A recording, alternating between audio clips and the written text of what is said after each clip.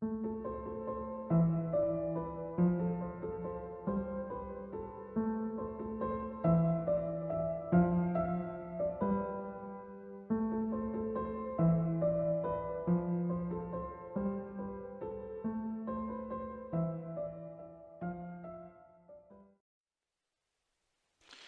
poursuivons notre étude des ministères et nous abordons ce soir le ministère de docteur. En fait, il y a deux listes de ministères où le docteur apparaît. La première, c'est dans le texte fameux de Éphésiens 4, verset 11. Et là, le ministère de docteur suit celui d'évangéliste. Nous voyons donc, il a donné les uns comme apôtres, les autres comme prophètes, les autres comme évangélistes, les autres comme pasteurs et docteurs. En sorte que certains ont parfois pensé que pasteurs et docteurs étaient des ministères interchangeables, voire équivalents. Nous verrons tout à l'heure justement pourquoi il y a cette assimilation qui est faite. Mais il y a une deuxième liste des ministères que nous trouvons en Romains 12, versets 6 et 8, où il nous est dit « Dieu a établi dans l'Église, premièrement des apôtres, deuxièmement des prophètes, troisièmement des docteurs. » Donc ici, il est clair qu'il y a une hiérarchie d'importance qui est soulignée par le texte biblique et que ceci n'infirme en rien ce que nous lisons dans Éphésiens 4, mais donne une autre dimension, si on peut dire, au ministère de docteur. Comme le dit l'expression en grec didaskalé, le ministère de docteur a particulièrement à voir avec la doctrine. Le mot docteur est certainement repris de l'hébreu moré, qu'on trouve aussi dans le judaïsme, n'est-ce pas ? Souvent, l'expression revient dans le Nouveau Testament, les docteurs de la loi. Les gens qui expliquaient donc la Torah et qui fondaient la doctrine. Il est bien clair qu'il est tout à fait normal et logique de trouver un ministère équivalent dans l'Église. Il y a plusieurs textes dans le Nouveau Testament où est mentionné le ministère de docteur. Je prends par exemple 3 de ces textes. Acte 18, verset 24, 1 Corinthiens 3, verset 6, 1 Corinthiens 16, verset 12, Tite 3, verset 13, ils veulent être docteurs de la loi, mais ils ne savent pas ce qu'ils enseignent. Donc ici, il s'agit de faux docteurs. D'ailleurs, Jésus met en garde les disciples au temps de la fin en disant qu'il viendra des faux prophètes et des faux docteurs. Il semble que les faux prophètes et faux docteurs soient associés constamment dans ce qui concerne les temps de la fin. Et nous retrouvons cela chez Pierre également, nous retrouvons ça chez Jude, nous retrouvons cela chez un certain nombre de gens qui parlent précisément des choses de la fin. Donc, dans d'autres textes, si le ministère de docteur semble associé à celui du pasteur dans Éphésiens 4, dans d'autres, il semble associé au ministère de prophète. Acte 12, il y avait à Antioche des prophètes et des docteurs. Il semble bien donc que ce soit 2 ministères qui sont en vis-à-vis, mais qui sont aussi en complémentarité. Maintenant, le texte d'Éphésiens 4, auquel nous faisions allusion tout à l'heure, nous montre qu'il peut y avoir un ministère de docteur qui est proche de celui de pasteur. C'est logique. Quand nous étudierons le ministère du pasteur, nous verrons que ce dernier a entre autres charge d'enseigner. Donc, à sa manière, le pasteur est aussi un enseignant. Donc, il est aussi un docteur. C'est donc normal que le texte d'Éphésiens 4 dise comme pasteur et docteur. Mais, dans ce cas-là, si nous avons affaire à un pasteur, l'élément pastoral prendra le pas sur l'élément enseignement. Par contre, si nous avons affaire à un docteur, l'élément enseignement prendra le pas sur l'aspect pastoral. Et c'est ainsi que nous sommes amenés à dégager deux types de docteurs.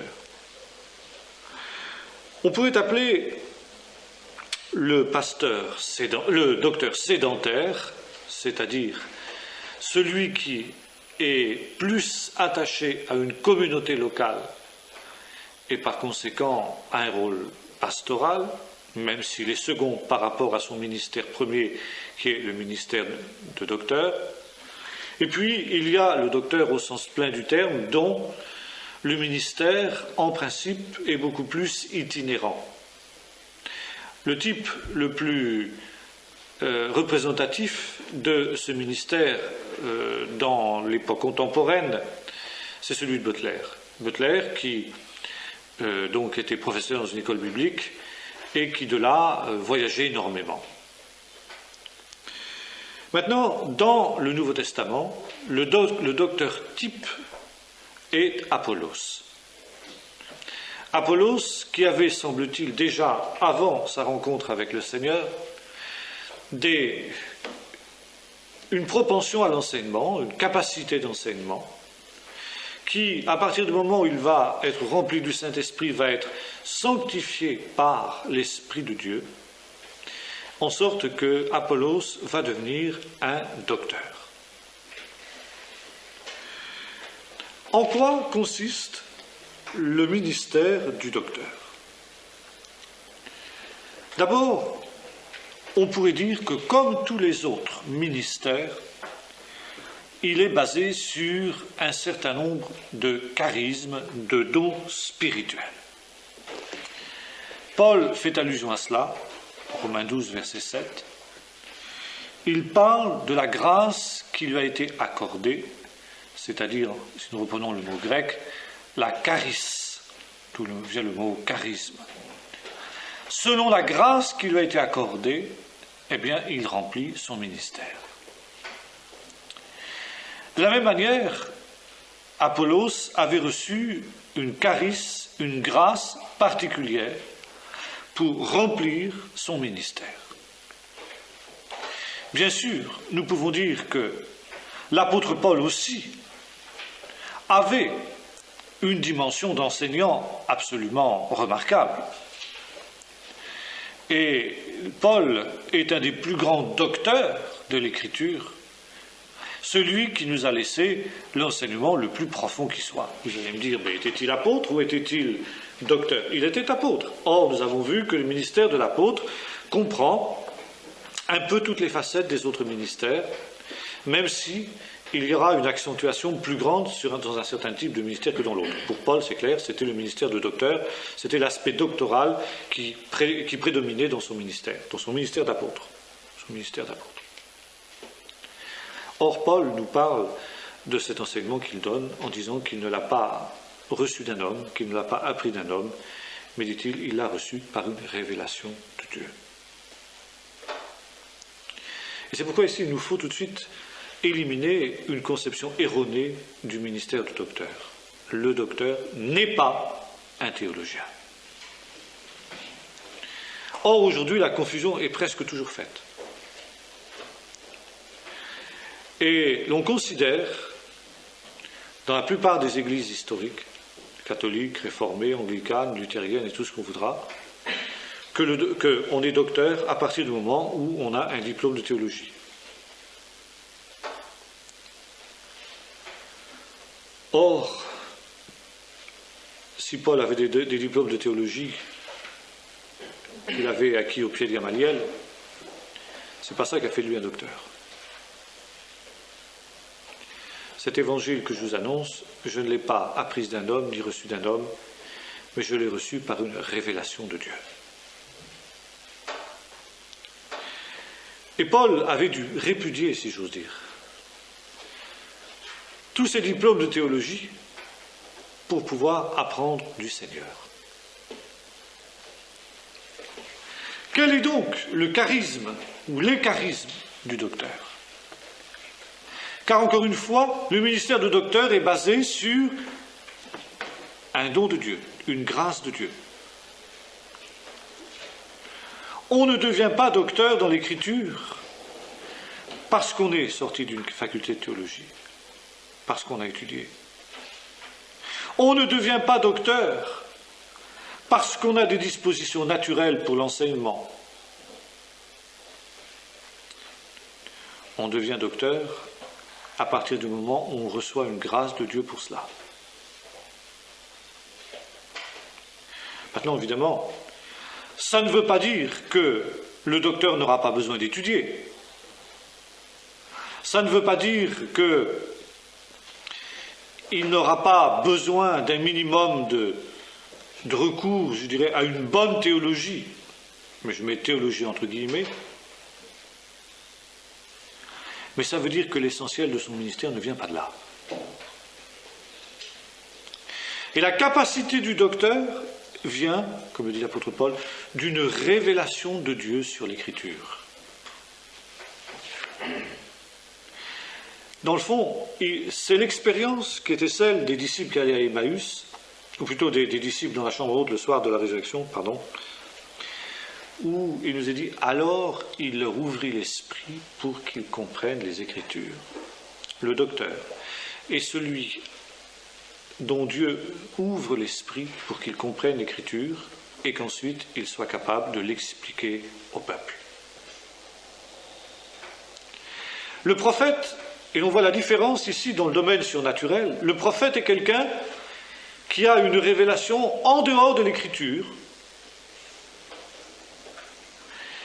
Et ensuite, parce que justement sa révélation est en dehors de l'Écriture, cette révélation doit être confrontée avec l'Écriture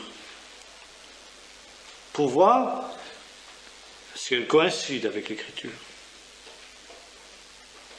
Le docteur, lui, est un homme qui reçoit une révélation sur l'Écriture, une intelligence surnaturelle, une compréhension surnaturelle de l'Écriture. Et c'est pourquoi, précisément, docteur et prophète sont à la fois en vis-à-vis et en complémentarité. Car, comme l'a fort bien dit Donald G., qui était aussi le type même du docteur, n'est-ce pas? Le prophète a besoin éventuellement du correctif du docteur, et le docteur a besoin du souffle du prophète, de l'enthousiasme du prophète, du dynamisme du prophète. Et là, nous voyons justement le plan de Dieu qui est fait de complémentarité et non pas d'opposition. Et le drame vient parfois dans l'œuvre de Dieu lorsque chacun, en quelque sorte, à cause du ministère qu'il a reçu, absolutise la vision qui est la sienne. Alors qu'en réalité, il faut que les choses s'ajustent. Et nous verrons que ça joue encore beaucoup plus quand nous parlons du ministère d'évangéliste. Donc ici, une révélation, une intelligence surnaturelle de l'Écriture. Autrement, nous avons des gens qui pensent être des docteurs et qui ne le sont pas.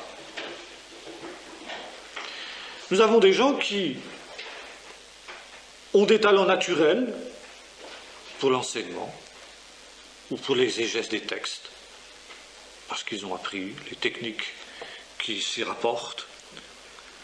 Mais la différence que l'on voit immédiatement entre un vrai docteur et un faux docteur, enfin faux docteur, je veux dire, pas un faux docteur qui enseigne obligatoirement des choses erronées, mais quelqu'un qui n'a pas véritablement le ministère de docteur au sens d'Éphésiens 4, c'est que nous avons affaire alors à un enseignement sec, fragmentaire et desséchant. tandis que, au contraire, le ministère du docteur, eh bien, est édifiant.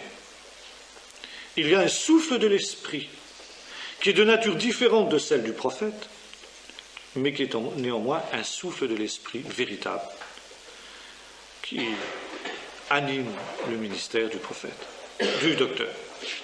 C'était le cas avec Donald-G, c'était le cas avec Butler, beaucoup plus encore avec Butler, parce que Butler avait cette dimension prophétique que Donald-G avait moins, semble-t-il. Et alors, ce qu'on demande essentiellement au docteur, c'est d'établir la doctrine juste, la compréhension juste des Écritures. Alors bien sûr, le docteur est l'objet d'une révélation de Dieu sur l'Écriture. Soudain, si vous voulez, le Seigneur lui révèle le sens caché de telle et telle Écriture et aussi la manière de l'enseigner. Et puis, cette révélation, qui est une révélation intérieure, n'exclut pas pour autant, bien sûr, que le docteur soit quelqu'un qui étudie. Le docteur est certainement, de tous les ministères, celui qui est appelé à étudier le plus. Ça ne veut pas dire que les autres ministères n'étudient pas. Mais l'élément d'étude est moins important, par exemple, dans le ministère du prophète. Tandis que le docteur, il se penche sur le texte, il scrute le texte. Et c'est précisément de sa confrontation avec le texte que soudain jaillit la lumière par la révélation du Saint-Esprit, par la sagesse, par la connaissance que lui a inspiré l'écrit. Maintenant, quand il a découvert cette vérité de l'Écriture, maintenant, bien entendu, ce n'est pas des vérités qu'on découvre 365 jours par an, il y a une nouvelle révélation qui est donnée, bien sûr, au docteur, c'est évident. Il y a des doctrines qui ont été établies une fois pour toutes, et sur lesquelles il n'est pas nécessaire de revenir. On ne refait pas le monde à chaque génération, bien sûr. Et là, bien sûr, il y a tout un dépôt, comme le dit l'apôtre Paul, qui se transmet. La saine doctrine, le dépôt de la saine doctrine qui a été établi par ceux qui nous ont précédés. On ne va pas aujourd'hui tout réinventer, bien sûr. Alors, dans ce cas-là, on peut se dire, mais il n'y a pas tous les jours, bien sûr, un problème doctrinal majeur qui se pose, qui exige que les docteurs se penchent sur ce problème doctrinal. Non, certes. Mais je dirais qu'il y a d'abord un effort pour toujours mieux comprendre l'Écriture. Car l'Écriture, comme l'ont dit les rabbins, a 70 facettes.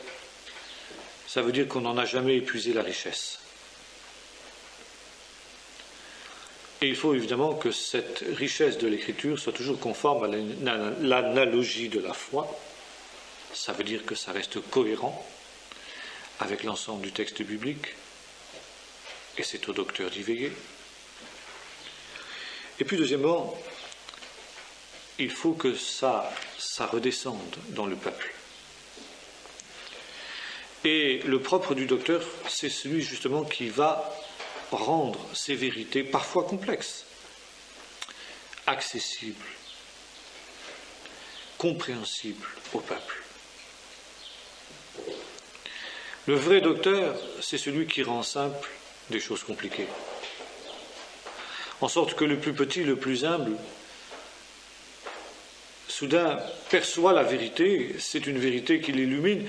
Dans le fond, ce que faisait Jésus, il leur ouvrit l'esprit pour qu'ils comprennent les Écritures. Ou encore les disciples qui disaient « Notre cœur ne brûlait-il pas au-dedans de nous quand il nous parlait ?» Et soudain, les choses deviennent claires, les choses deviennent évidentes. Les choses deviennent logiques. Le docteur est quelqu'un de logique. Le prophète est beaucoup plus intuitif. Le docteur est beaucoup plus logique. Et c'est pourquoi, parfois, on a prétendu que les docteurs n'étaient pas nécessaires. Déjà du temps de Donald-G, Donald-G raconte dans ses dans ses livres comment, arrivant dans une certaine ville où le réveil de Pentecôte avait soufflé, avait constaté qu'il n'était pas tellement le bienvenu. On avait dit, vous savez, nous, ici c'est le réveil, on n'a pas besoin de docteur. Le réveil nous suffit. Les docteurs, quand ils passent quelque part, ils éteignent le réveil. Ils créent des divisions. C'est une mauvaise conception du docteur.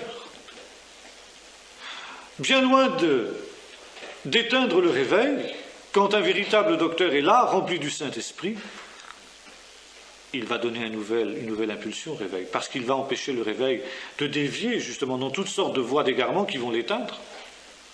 Mais précisément, le ministère du docteur va permettre de garder le réveil sur les rails, sur la droite ligne, et donc de se développer. Et Donald-G raconte justement comment, après tout un temps où il avait passé dans cette église, eh bien, les frères étaient revenus de leur erreur en disant « Ah ben non, c'est pas du tout ce qu'on pensait, au contraire, votre ministère nous est tout à fait précieux. » Mais il est certain qu'a priori, c'est un ministère qui n'apparaît pas toujours. Et quand on a affaire de véritables docteurs, il n'y a pas de division. Si. Ceux qui n'aiment pas la vérité vont être amenés à se séparer. Mais il vaut mieux qu'ils le fassent. Mais autrement, parmi les véritables enfants de Dieu, non, il n'y aura pas de division. Quand on a affaire à des docteurs qui ne sont pas de véritables docteurs, qu'il y en a. Les seules divisions que crée un véritable docteur sont celles des cœurs incrédules et mauvais. Et c'est pourquoi Paul emploie une expression pour désigner ce qu'est la caractéristique, la marque essentielle du ministère du docteur. Il dit « J'ai planté, Apollos, le docteur, a arrosé ». Le docteur est celui qui arrose. Alors bien sûr, c'est beaucoup moins spectaculaire que de planter. C'est beaucoup moins spectaculaire que de moissonner. Et si l'on considère que le fait de planter est le ministère de l'apôtre et celui de moissonner le ministère de l'évangéliste, eh bien, comme disait Donald-G, le ministère du docteur est un des ministères les plus ingrats qui soient. Arroser, ça n'a rien de spectaculaire. Et pourtant, c'est tellement important. Car si on n'arrose pas ce qui a été planté va dépérir. Et si ça dépérit, il n'y aura pas de moisson. J'ai planté, Apollos a arrosé, mais c'est le Seigneur qui fait croître. Et le docteur est là justement pour garder les choses dans la ligne droite, la ligne juste. Le docteur est là pour veiller à ce qu'il n'y ait pas de déviation, et dès qu'il discerne sur le plan doctrinal, sur le plan du comportement, l'amorce d'une déviation, l'amorce d'une hypertrophie ou d'une atrophie de la doctrine, il redresse tout de suite. Et c'est pourquoi, comme disait Donald-G, la caractéristique essentielle du docteur, c'est la modération et l'équilibre. Tout en sachant très bien que, comme dira l'apôtre Paul, nous ne connaissons qu'en partie. Le docteur est un homme humble. D'abord parce que je dirais presque que son ministère l'exige, dans la mesure où ce n'est pas toujours très apprécié. Du moins, l'utilité n'apparaît pas toujours, évidemment, mais également parce que lui aussi peut éventuellement se tromper. Et c'est ainsi que nous voyons Apollos qui s'entretient avec Aquilas et Priscille, qui lui explique plus exactement la voie du Seigneur, parce qu'il n'était pas éclairé encore sur tel et tel point. Il avait simplement connaissance du baptême de Jean, nous est-il dit. Le docteur est donc celui qui construit solidement sur le fondement qui a été posé par d'autres, qui a été posé par l'apôtre. Et c'est une autre image que l'apôtre Paul emploie. J'ai posé le fondement comme un sage architecte, maintenant à d'autres de construire. Qu'ils prennent garde à la manière dont ils construisent. Mais, dans la mesure où il va poser la saine doctrine, le docteur pose la charpente de la maison, le squelette. Alors évidemment, quand on a un squelette, on n'a pas tout, c'est bien certain. Quand on a une charpente, la maison n'est pas finie. Mais si elle n'a pas une structure solide, la maison aura beau être magnifique, ornée, etc. Si elle s'effondre après, ce n'est pas tellement intéressant. Et quand la maison est terminée, la structure a disparu. On ne la voit plus. Elle est là, mais on ne la voit plus. Et tel est le ministère du prophète, l'œuvre du docteur, pardon. Le prophète, il structure, il pose la charpente, la structure de l'édifice, tout en sachant très bien que ce n'est pas ça. Mais il faut véritablement cette doctrine saine. Donc, à cause de cela, le ministère en général peu apprécié, car n'ayant pas de résultats spectaculaires. Mais le but du docteur est d'aider ceux qui ont cru. Et si ce n'est pas, s'il n'y a pas de ministère de docteur, que se passe-t-il? D'abord, la superficialité. Le ministère du docteur est l'antidote à la superficialité. Et c'est pourquoi, dans un temps comme celui-ci, il y aurait souvent besoin de docteurs. Quand on voit la superficialité, voire, on pourrait dire, caractère infantile au mauvais sens du terme, de certains enseignements, eh bien on se dit que là, il y aurait besoin de docteurs. Deuxièmement, quand il n'y a pas de docteur, il y a automatiquement des déviations qui naissent.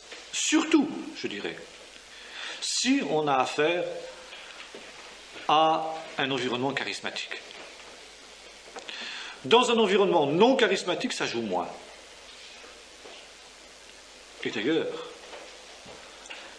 c'est à cause de déviations éventuelles,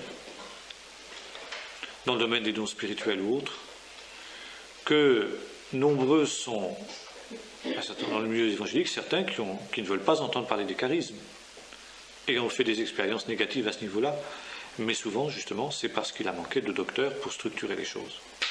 Je me souviens de ces débuts du réveil dans le nord de la France, où il y avait eu des choses authentiques de l'esprit, mais où des femmes s'étaient bombardées prophétesses. Et dans une certaine église, il y avait 2 prophétesses. Et ces 2 prophétesses s'anathémisaient l'une l'autre dans leur prophétie publique. Vous voyez ce que ça donnait. Il n'y avait pas de docteur pour remettre les choses d'aplomb. Et là, il aurait fallu trancher. Il aurait fallu dire d'abord, ces femmes ne sont pas prophétesses. Elles ont des dons de prophétie, elles ne sont pas prophétesses. Et deuxièmement, elles déraillent.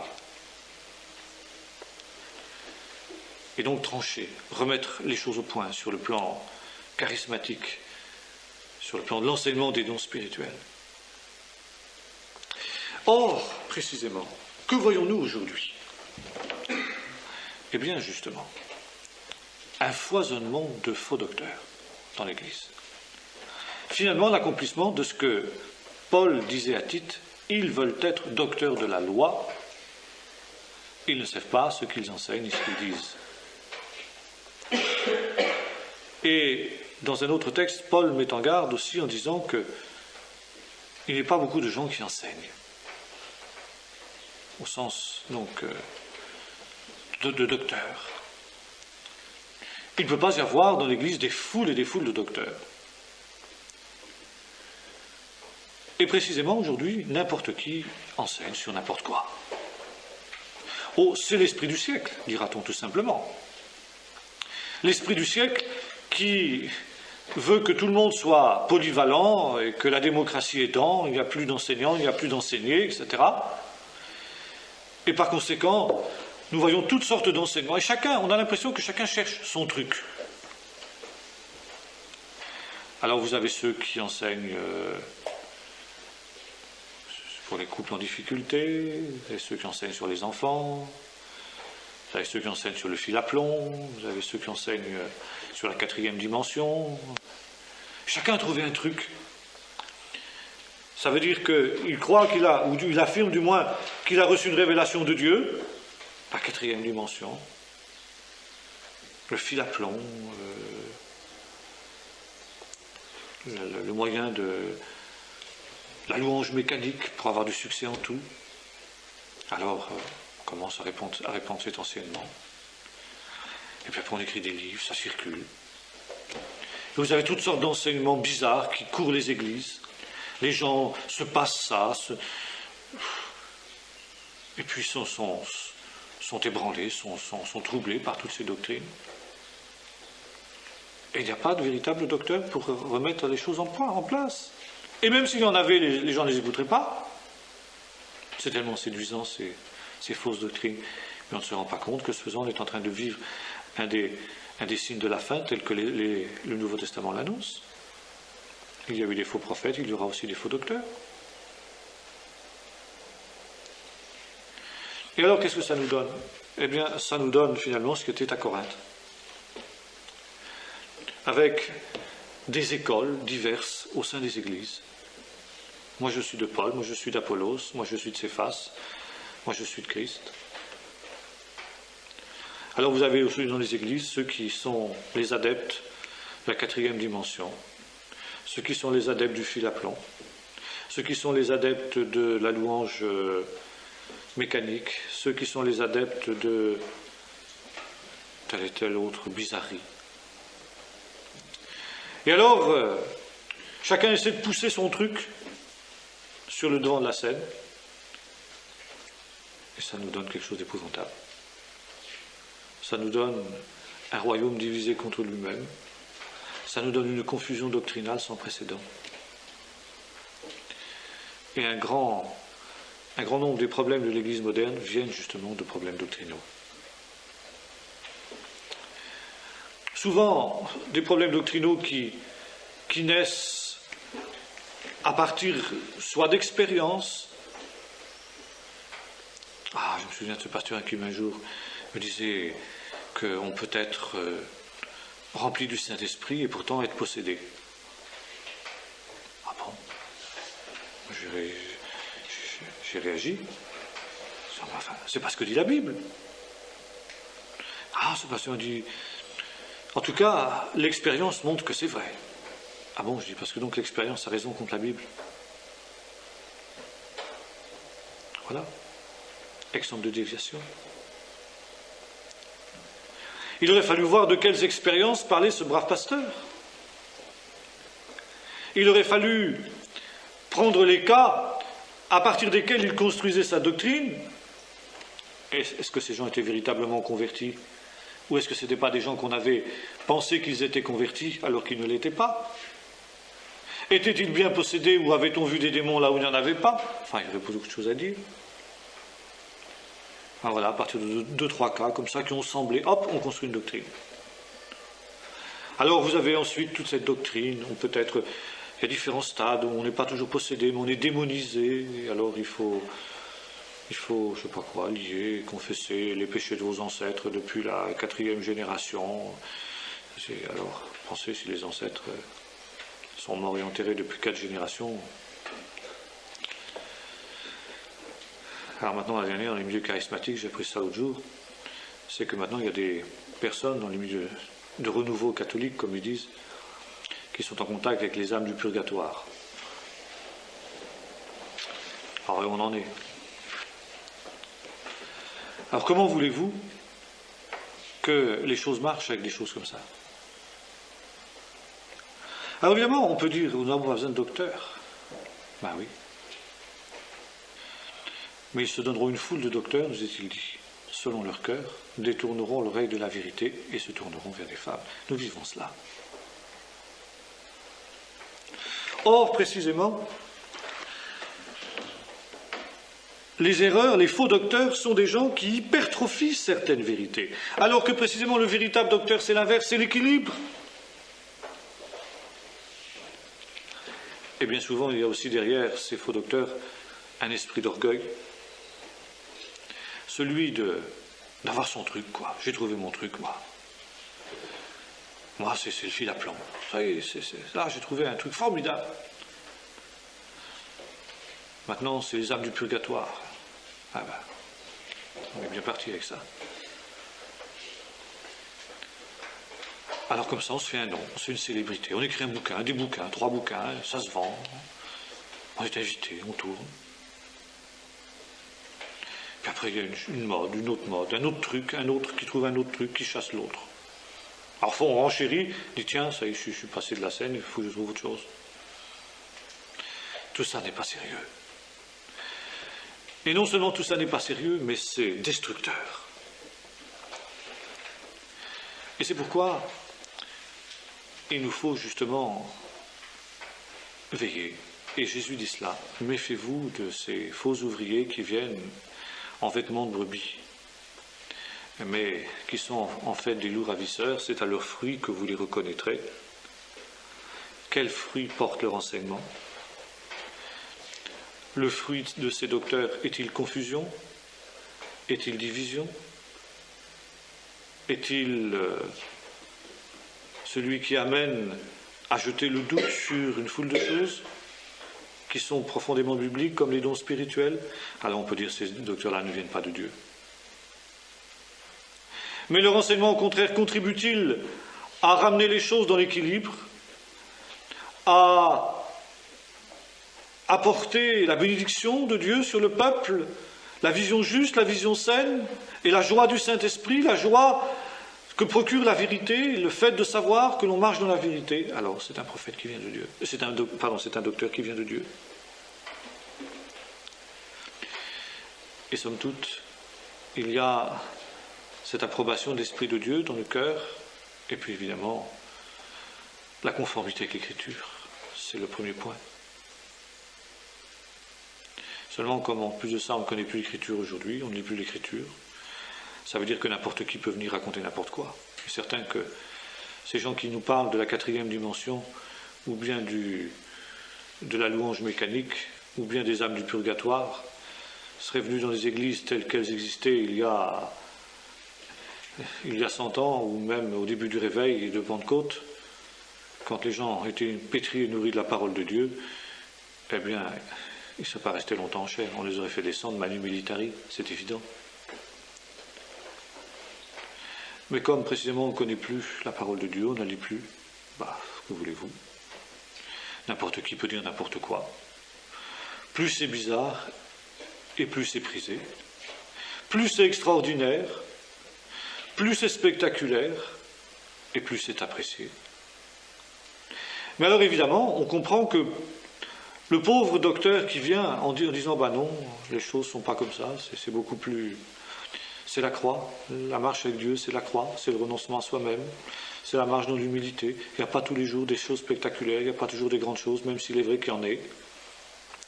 Moi, celui-là n'est pas intéressant, il n'intéresse personne, qui reste dans son coin.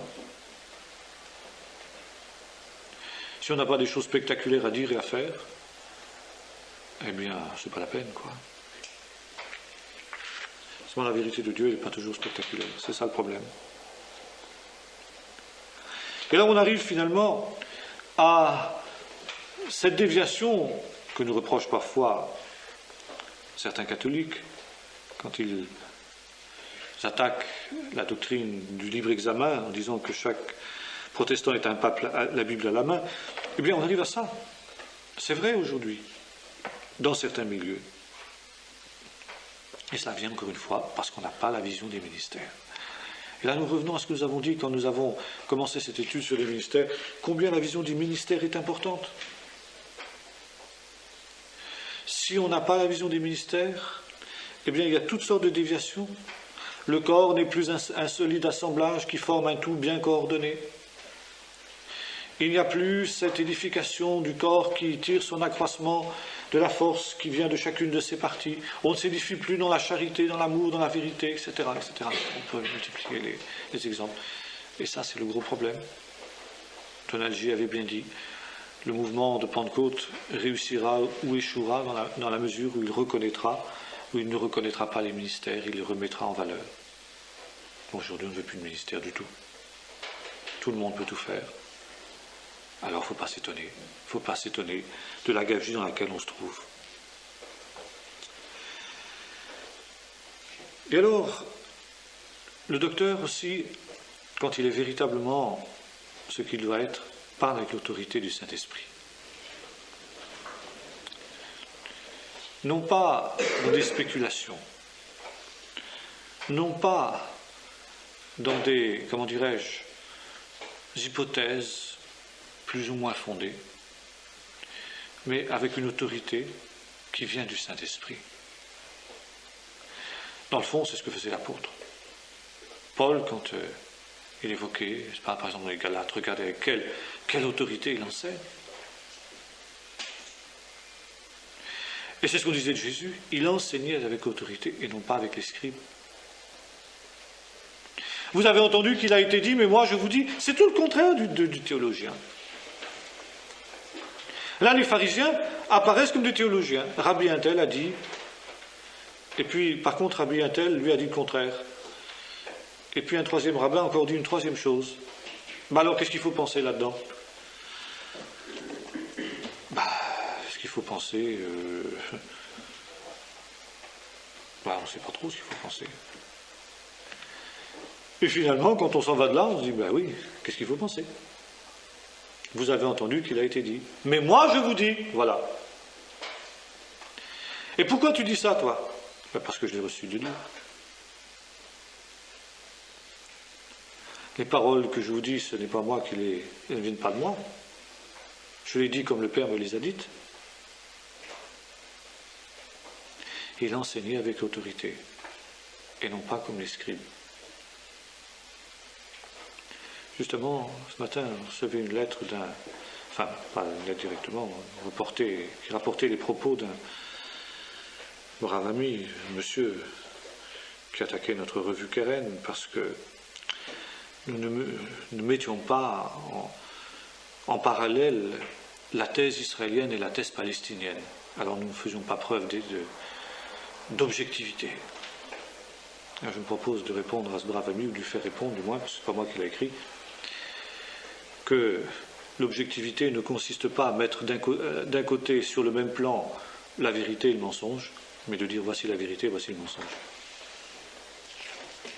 Or aujourd'hui, sous prétexte d'objectivité, de largeur d'esprit, je me souviens aussi d'un frère qui était un jour allé prêcher, invité, qu'il était dans une grande rencontre charismatique, c'était tout à fait au début du réveil charismatique dans les années 70, et dans un grand centre français. C'était une des premières rencontres interdénominationnelles à laquelle il y avait des catholiques. Et ce frère avait prêché évidemment ce que la Bible dit, notamment sur le baptême d'eau, la conversion, le baptême d'eau, puis ensuite le baptême dans le Saint-Esprit. Et un des organisateurs de cette rencontre lui avait dit, mais alors, à ce moment-là, si vous prêchez votre doctrine, vous, pentecôtistes, alors il va falloir qu'on demande aussi aux catholiques de prêcher leur doctrine du baptême des enfants, parce que ce n'est pas objectif, il faut que chacun puisse s'exprimer. Alors le frère a dit, mais que dit la Bible? Vous voyez le baptême des enfants, vous, dans la Bible? Vous voyez le baptême catholique, vous, dans la Bible? Oui, non, mais c'est pas ça, mais l'objectivité... Bon, il dit, vous n'êtes pas d'accord avec ce que je prêche? Si, mais il ne faut pas le dire comme ça. Je peux continuer à prêcher ou pas prêcher? Ouais, les catholiques, qu'est-ce qu'ils vont dire? Bon, d'accord. Eh bien d'accord, je m'en vais. Et il est parti. C'est ça le docteur. L'autorité. Voilà ce qu'est la vérité, que les gens sachent, que ce ne soit pas la confusion. Comme dit l'apôtre Paul, si la trompette fait entendre un son confus, qui se préparera au combat? Si on ne sait pas sur quel chemin on doit marcher, peut-être celui-ci, peut-être celui-là, mais peut-être encore un troisième, on ne peut pas être sûr. Bon, c'est vrai qu'il y a des choses, on ne peut pas toujours être sûr dans la parole de Dieu à 100%. Et c'est vrai, il faut avoir l'honnêteté de le dire. Bien, je sais, c'est sur des détails en général. Mais sur les grandes affirmations, et puis le docteur, il est là pour... que dit la Bible? On vient vers le docteur, on dit que dit la Bible? Nous avons tel problème. On allait vers Paul, on disait, bon, Paul, voilà, regarde, on a un problème, parce que on a des parents convertis qui nous invitent chez eux et qui nous donnent à manger de la viande qui est sacrifiée aux idoles. Faut qu'on la mange ou faut qu'on la mange pas? Bon. Voilà. Que dit la Bible? Comment tu vois ça, Paul? Paul ne va pas répondre, ah, mais peut-être que vous pouvez faire, on ne peut pas être trop sûr, Rabbi un tel a dit ceci, l'apôtre... Non. Et voilà ce que vous faites. Mangez de tout ce qu'on vous présente, sans vous enquérir d'où ça vient. Maintenant, si quelqu'un vous dit, eh bien, cette volonté de sacrifier aux idoles, n'en mangez pas, non pas à cause de vous, mais à cause de celui qui l'a dit. Voilà, bon, il donne une direction claire. C'est pas ambigu, c'est clair. Il parle avec autorité.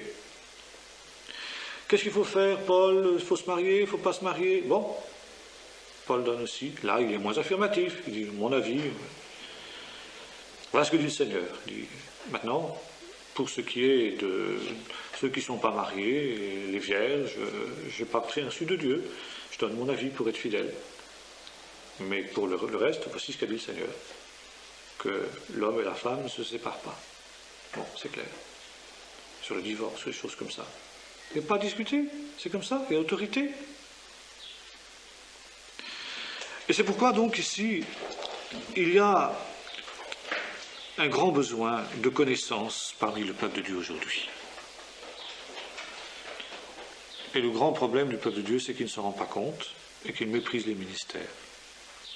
Il n'a pas la vision de l'harmonie du plan de Dieu. Et ça, c'est un grand, grand drame dans l'Église aujourd'hui. Nous abordons maintenant un autre point, on ne finira pas ce soir vraisemblablement, c'est le ministère d'évangéliste. Dans l'ordre des choses, il apparaît que le ministère d'évangéliste doit être traité maintenant. Avec le ministère de pasteur, c'est le ministère le plus courant. En tout cas, c'est pratiquement le seul ministère qui soit reconnu.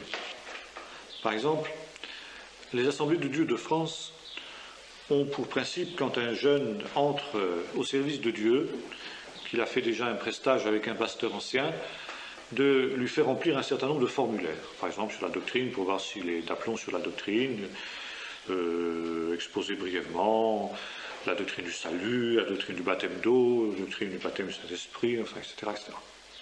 Et puis, ensuite, il y a des questions plus personnelles qui lui sont posées, et notamment celle-ci. Quel ministère pensez-vous avoir? Et alors, entre parenthèses, pasteur, évangéliste.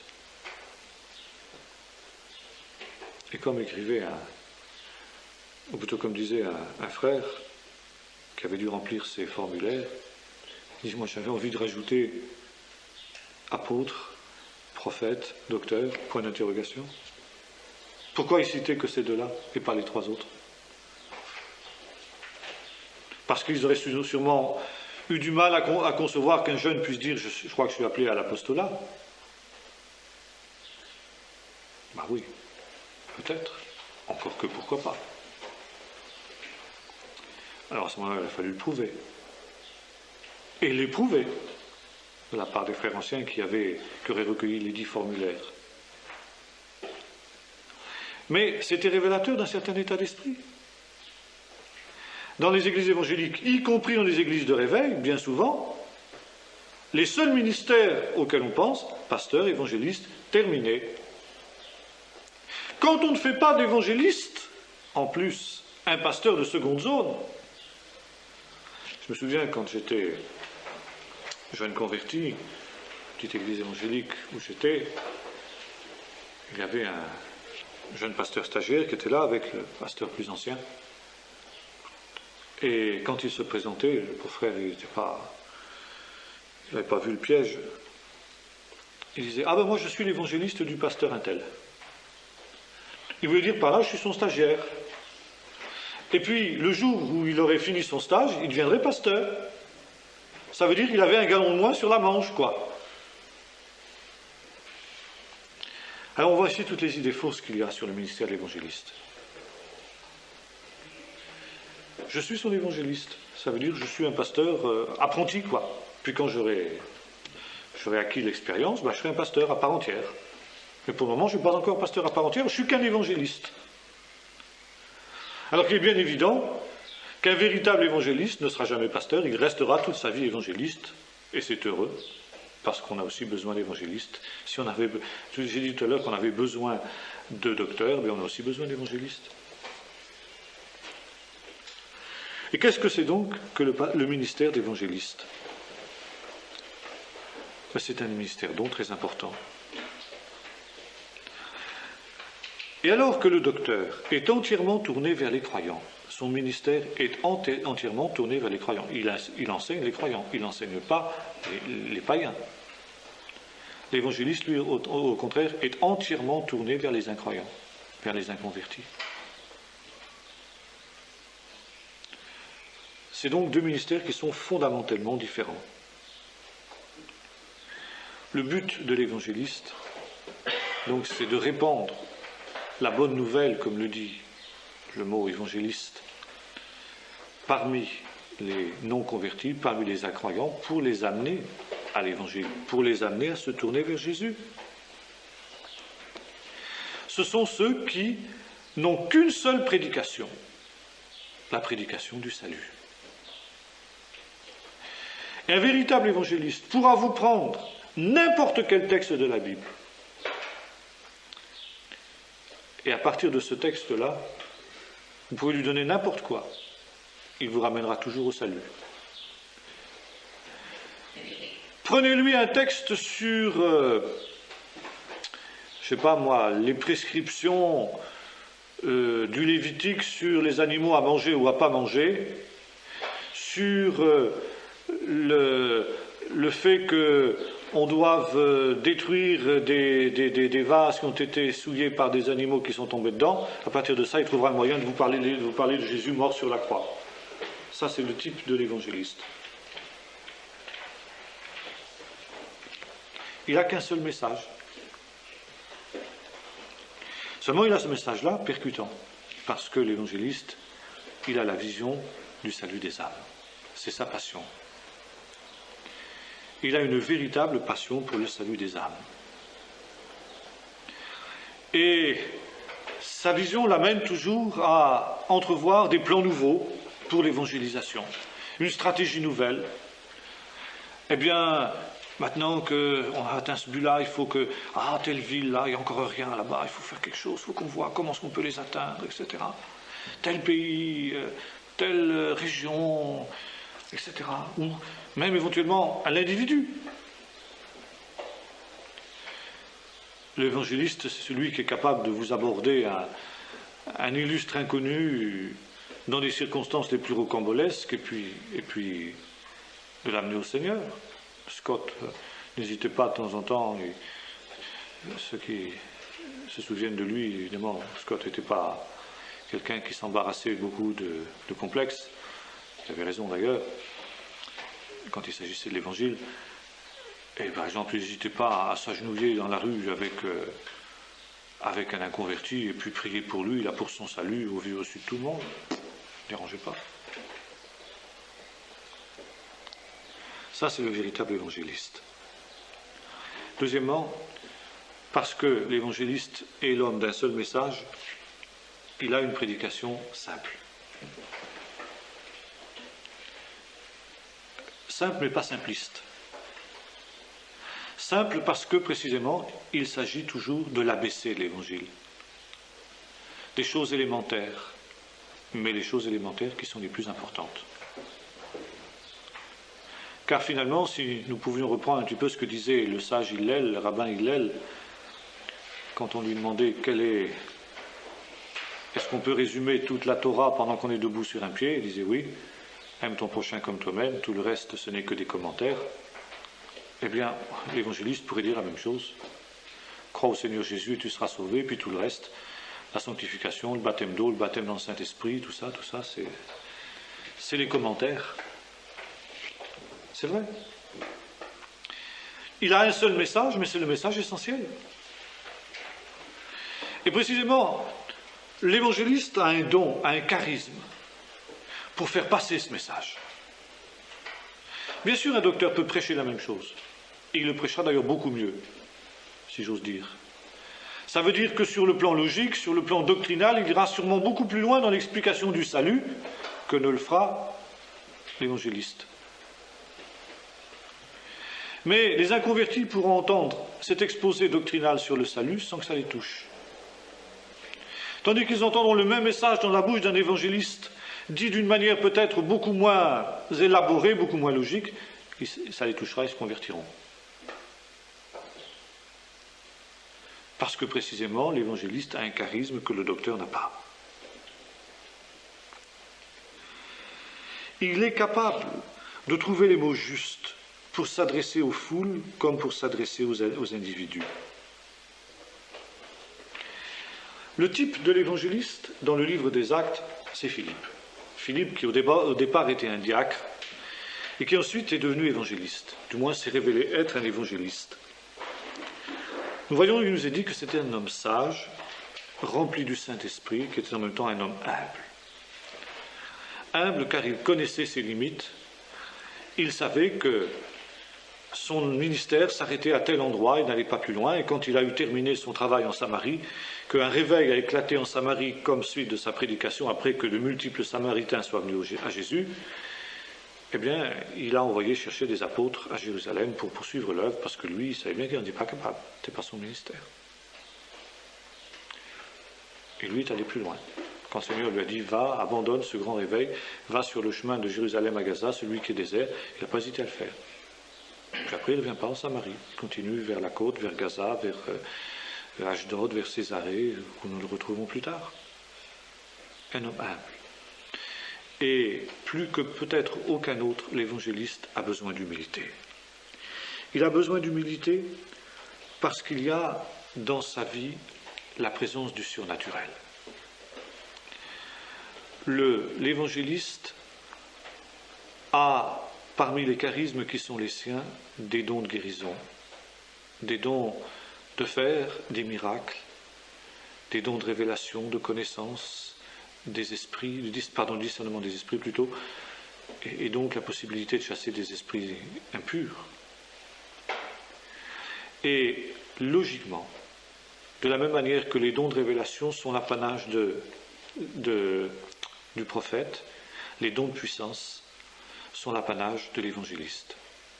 Il est difficile de concevoir, bibliquement parlant, un évangéliste sans les dons de puissance, guérison, miracle, discernement des esprits. Alors bien sûr, il y a des exceptions. Un homme comme Billy Graham, qui est un très très grand évangéliste, peut-être le plus grand évangéliste de cette génération, n'a pas de don de guérison. Bon.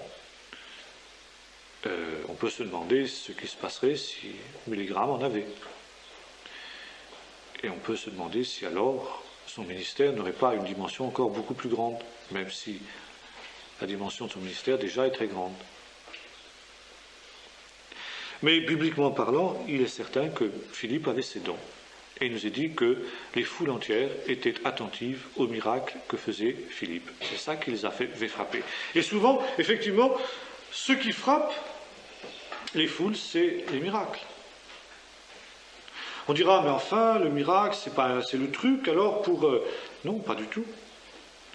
Mais c'est le signe qui authentifie la vérité du message. Et c'est Wigglesworth qui avait bien compris cela, qui était aussi un très très grand évangéliste de la Pentecôte au début de ce siècle, Wigglesworth, qui était un homme de foi, une foi hors du commun. Il avait écrit ce livre remarquable que je vous recommande, si vous ne le connaissez pas, Une foi toujours plus grande, qui est édité en français, je crois qu'on doit l'avoir dans la bibliothèque, je crois. Et Wigglesworth avait cette manière de faire quand il arrivait dans un endroit, une réunion d'évangélisation, je vous ai déjà raconté ça, il disait voilà, vous n'êtes pas obligé de croire a priori à tout ce que je vais vous dire. Vous n'êtes pas obligé de croire que je ne suis pas un imposteur et que ce que je vais vous raconter est la vérité. Alors pour vous montrer que je ne suis pas un imposteur, pour vous montrer que le message que je vous annonce est le message de Dieu et le message de vérité par lequel vos âmes peuvent être sauvées, eh bien je vais faire un test. Voilà, je demande ici, s'il y a un malade, je dis que le premier malade qui s'approchera de l'estrade pour que je prie pour lui sera guéri, quelle que soit sa maladie. Et s'il n'est pas guéri, alors vous avez le droit de me chasser de ce lieu, c'est que je suis un imposteur. Je vous avouerai que pour dire une chose pareille, il faut avoir une sacrée foi. Et de fait, ses collaborateurs racontent que parfois, quand ils voyaient se lever des paralytiques là, qui arrivaient complètement... ils avaient un instant d'émotion. Mais il paraît que, jamais dans le ministère de Wigglesworth, ça n'a raté. Quelquefois, Wigglesworth était obligé d'employer, comme on sait, des moyens musclés. Il prenait de pas, il dit allez, marche, il le mettait debout pratiquement de force. Mais l'autre partait toujours guéri. C'est ce qui est formidable. Ça, c'est le véritable évangéliste. Le véritable évangéliste. Alors, ça comporte un danger. Le danger, c'est que précisément, cet homme en vient à être idolâtré. À cause précisément des miracles. Vous savez ce qui s'est passé pour Jésus. Le jour de la multiplication des pains, quand la foule a eu mangé, ils ont voulu le faire roi. Et Jésus a dû s'enfuir. Eh bien, toute proportion gardée, c'est ce qui arrive parfois à certains évangélistes. Ils sont idolâtrés. Et alors, le danger pour l'évangéliste, c'est le danger d'orgueil. C'est le danger de créer une formidable organisation qui est en dehors de l'Église. Parce que justement, le ministère de l'évangéliste se situe essentiellement en dehors de l'Église, puisqu'il s'adresse à des inconvertis. Bon, c'est toujours en principe avec l'aval de l'Église, dans le cadre de l'Église, mais ce n'est pas directement à l'Église qu'il a affaire. Alors, les foules peuvent être attentives et il peut se passer ce qui aurait pu se passer avec Simon le magicien. Donne-moi là, je vais donner l'argent pour que tu me donnes le don qui est le tien. Bon, aucun évangéliste ne ferait ça. Mais vous avez peut-être remarqué que les scandales qui défraient la chronique, notamment ces dernières années, notamment aux États-Unis, eh bien, sont le fait d'évangélistes. 9 fois sur 10, ce sont des évangélistes qui sont à la base de ces scandales. Scandales financiers, scandales de mœurs, mais surtout scandales financiers. Parce que ce sont des gens qui ont réussi, comment dirais-je, sur le plan pécuniaire, sur le plan de la popularité. Même un a voulu se présenter à la présidence des États-Unis. Bon, ça a raté, mais enfin, il a quand même inquiété Bush. Eh bien, le danger, il est là. Et un évangéliste qui se laisse griser de cette manière-là est un homme qui devient très dangereux pour l'Église. Ça, si vous voulez, on verra la prochaine fois comment on doit justement éviter ce genre de problème, ce genre de danger. Donc c'est à la fois un ministère important, remarquable, parce que il est certain que s'il n'y a pas ces signes dont parlait Wigglesworth, et comme il le faisait, peut-être d'une manière un petit peu moins radicale toujours, parce que tout le monde n'est pas Wigglesworth pour avoir une foi pareille, mais en tout cas, en sorte qu'il y ait des signes, des miracles et des prodiges qui authentifient le message de l'Évangile, on constate que c'est très dur que les gens se convertissent autrement. Et que Dieu veuille nous donner aussi de véritables ministères d'évangélistes, tels que la Bible les conçoit, Ephésiens 4 et autres, et des évangélistes qui soient humbles, qui restent dans leur ministère, et qui soient au service de l'Église, et non pas à leur service, comme c'est le cas parfois dans certains milieux, notamment aux États-Unis. Voilà, si vous voulez, ce qu'on peut dire ce soir.